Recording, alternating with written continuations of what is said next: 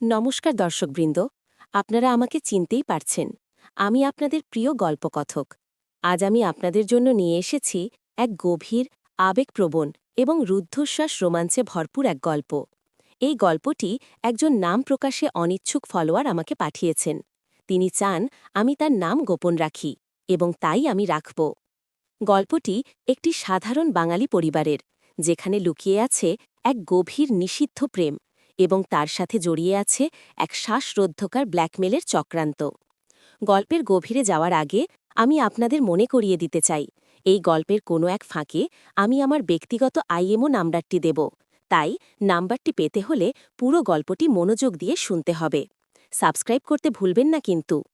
গল্পের শুরুটা ছিল এক সাধারণ বর্ষার দিনে। আকাশ কালো মেঘে ঢাকা, টিপটিপ বৃষ্টি পড়ছে। ছোট শহরতলির এক দোতলা বাড়ি, চারপাশ সবুজ গাছপালা। বাড়ির ভেতরে শান্ত নিস্তরঙ্গ পরিবেশ, কিন্তু এই নিস্তরঙ্গতার আড়ালে লুকিয়ে আছে কতখানি ঝড় তা কেউ জানে না। বাড়ির কর্তা অনীশবাবু সরকারি চাকুরি করেন। তিনি ভালো মানুষ, একটু শান্ত প্রকৃতির। স্ত্রী মালবিকা একজন গৃহবধূ, বয়স প্রায় 40-এর কাছাকাছি। তাদের একমাত্র ছেলে রাজীব বর্তমানে ইঞ্জিনিয়ারিং পড়ছে। সে পড়াশোনার জন্য হোস্টেলে থাকে, তবে ছুটির দিনে বাড়ি আসে।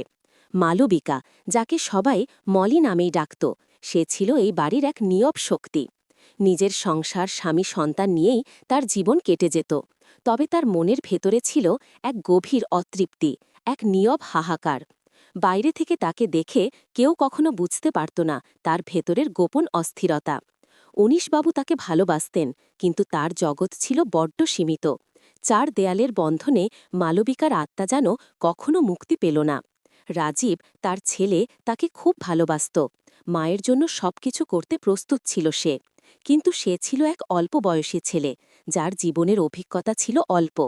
সে কখনো ভাবতে পারত না যে তার মা এতটা দুর্বল হতে পারে, তার মায়ের জীবনে এতখানি গোপন কথা লুকিয়ে থাকতে পারে।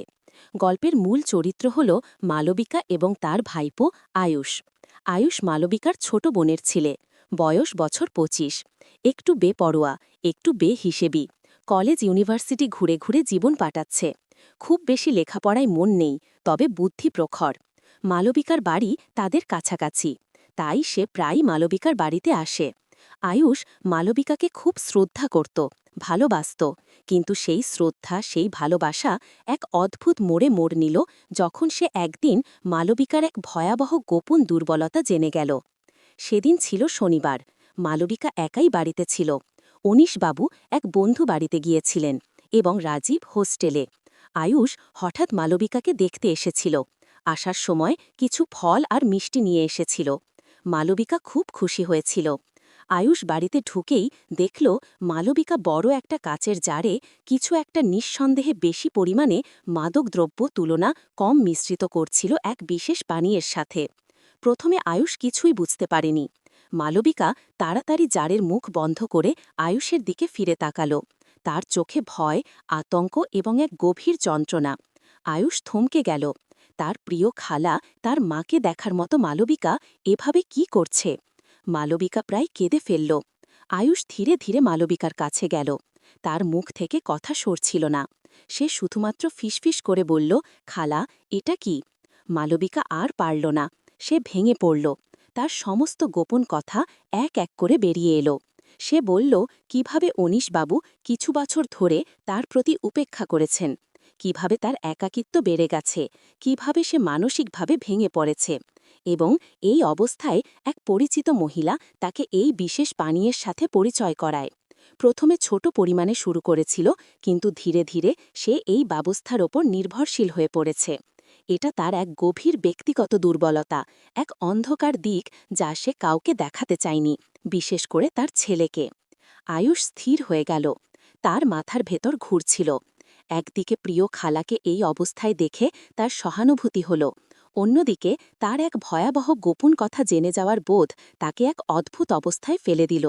সে বুঝতে পারছিল এই কথা যদি কারো কাছে প্রকাশ পায় তাহলে মালবিকার জীবন শেষ। অনীশবাবু, রাজীব, তাদের মা, তাদের স্ত্রী সম্পর্কে কি ভাববে? পরিবারের সম্মান ধুলোয় মিশে যাবে। মালবিকা অরক্ষণীয় চোখে আয়ুষের দিকে তাকিয়েছিল। তার মুখে ছিল এক করুণ আরতি।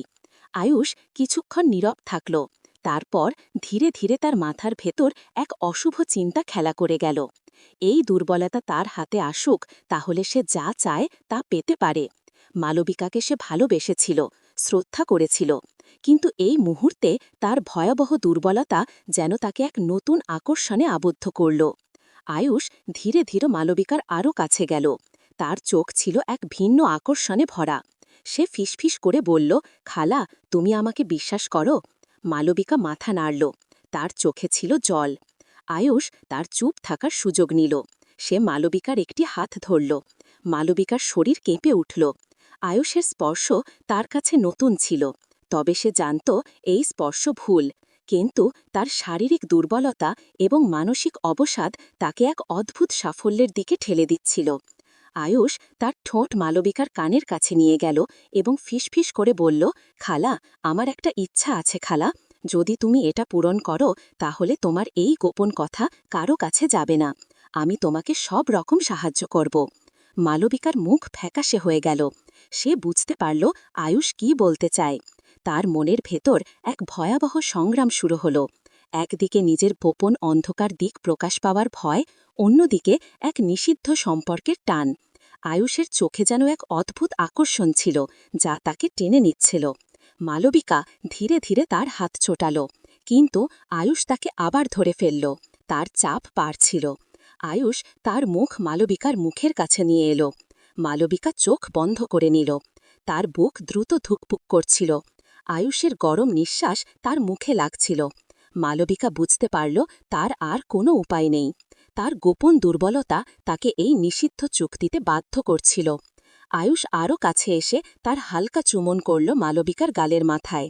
মালবিকা স্তব্ধ হয়ে গেল।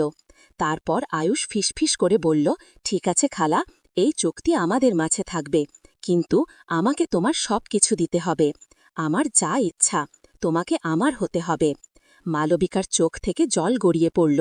সে ধীরে ধীরে মাথা নাড়ল।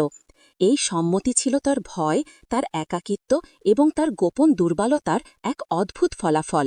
সে জানত এই পথ ভুল, এই চুক্তি নিষিদ্ধ, কিন্তু নিজের সম্মান এবং পরিবারের কথা ভেবে সে এই অন্ধকার পথে ধাবিত হতে বাধ্য হল। সেই রাত ছিল তাদের নিষিদ্ধ অভিরুচির শুরু। সেই রাতে যখন নিস্তব্ধতাও যেন তাদের হারানো সময়ের সাক্ষী ছিল, তার স্পর্শে মালবিকা যেন এক নতুন জীবন খুঁজে পেল।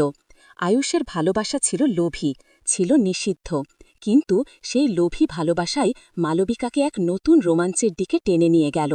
তাদের গোপন সম্পর্ক শুরু হল এক ভয়াবহ চুক্তির মাধ্যমে। মালবিকার জীবনে এসে গেল এক নতুন আকর্ষণ, এক নতুন ভয়। আর আয়ুষ, সে পেয়ে গেল তার খালাকে নিজের মতো করে। পরদিন সকালে মালবিকা যখন ঘুম থেকে উঠল, তখন তার মনে হল সব কিছু স্বপ্ন ছিল, কিন্তু তার শরীর তার স্বপ্ন ছিল না। আয়ুষ তখনও তার পাশেই শুয়েছিল। তাদের মাঝে গড়ে ওঠা এই নিষিদ্ধ সম্পর্ক যেন তাদের এক নতুন জগতের দরজা খুলে দিল। মালবিকা জানত এ পথ ভয়াবহ, কিন্তু একবার এই পথে এসে গেল পর ফিরে যাওয়ার কোনো পথ ছিল না। তারা চলছিল এক অন্ধকারের দিকে, যেখানে ভালোবাসা ছিল লোভের আর আবেগ ছিল ভয় আর ব্ল্যাকমেলের। তাদের গোপন অভিলাষ ছিল অসীম, আর সেই অসীম অভিলাষ তাদের কোথায় নিয়ে যাবে তা কেউ জানত না। তাদের এই নিষিদ্ধ বন্ধন কত দূর এগিয়ে যাবে তা সময়ের অপেক্ষায়।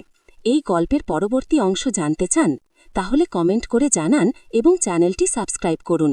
পরবর্তী পর্বে এই নিষিদ্ধ সম্পর্ক আরও কী নতুন মোড় নেবে, কী ঘটবে তাদের জীবনে, তা জানতে আপনাকে অপেক্ষা করতে হবে।